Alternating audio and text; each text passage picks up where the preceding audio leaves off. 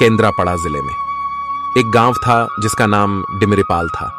उस गांव से लगभग 13 किलोमीटर दूर एक बाजार था जो वहां के लोग अपने रोजमर्रा के जीवन में व्यवहारिक सामना सब उसी बाजार से रात होने के पहले लाकर अपने गांव में पहुंच जाते थे, क्योंकि उनका यह मानना था कि रात के अंधेरे में उस सड़क पर डरावनी डरावनी चिंखई चिल्लाने की आवाज सुनाई देती है और वहां अतृप्त आत्माएं अपना डेरा जमाते हैं। वहां जो कोई भी रात के समय जाता है उसका हवा टाइट हो जाता है। एक दिन शिबा और राहुल, दो दोस्त जो उसी गांव का रहने वाला है, वह दोनों उनका कोई दोस्त के मैरिज पार्टी में गए हुए थे।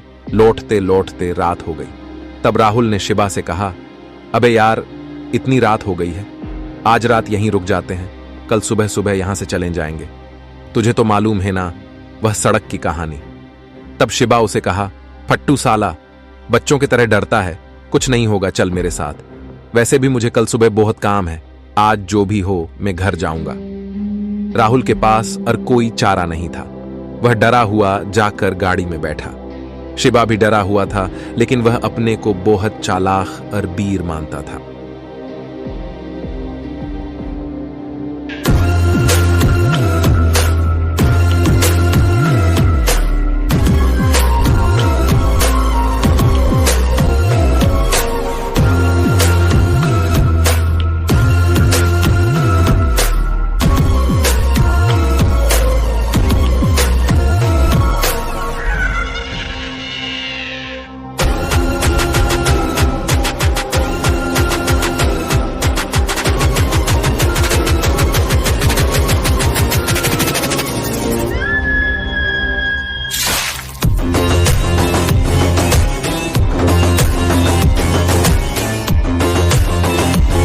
कुछ समय बाद जैसे ही वह भूतिया रोड शुरू हुआ, कार की हेडलाइट टिमटिमाते हुए बंद हो गई।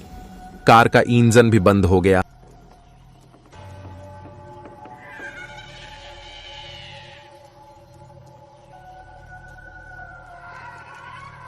शिबा ने बहुत कोशिश की स्टार्ट करने को, लेकिन गाड़ी जैसी की तैसी बंद पड़ी रही।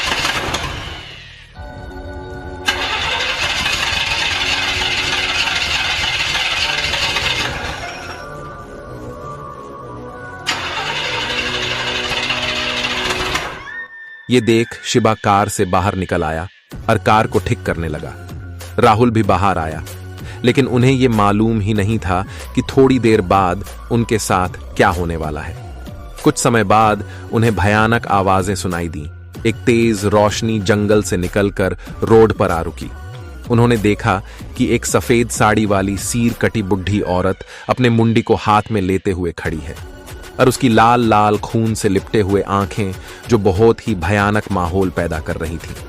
वह चुड़ैल धीरे धीरे उन दिनों की तरफ आ रही थी। ये देख राहुल बेहोश हो गया।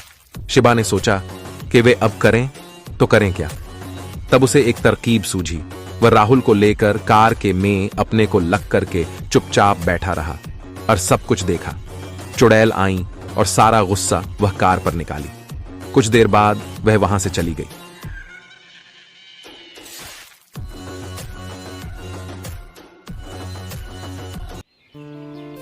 उसके बाद सुबह हुई। राहुल को भी होश आ गया था। शिबा ने कहा, चल जाकर कोई मैकेनिक को बुलाकर लाते हैं, उसके बाद कार लेकर गांव जाएंगे। रास्ते में शिबा ने राहुल को सारी बातें बताई और राहुल से भी माफी मांगी।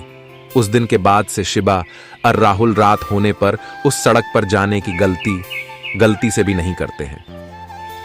दोस्तों, यह कहानी हमें यह बताता है कि इंसान को साहसिक और आत्मविश्वास रखना जरूरी है, लेकिन कभी कभार इंसान ओवर कॉन्फिडेंस और एडवेंचर के चक्कर में अपने आप को जोखिम भरे हालातों में डाल देता है। इसलिए आप सबसे ये गुजारिश है कि आप अपने में साहस और आत्मविश्वास रखो, लेकिन उसे बढ़ाकर अपने आप को परेशानी में मत डालें।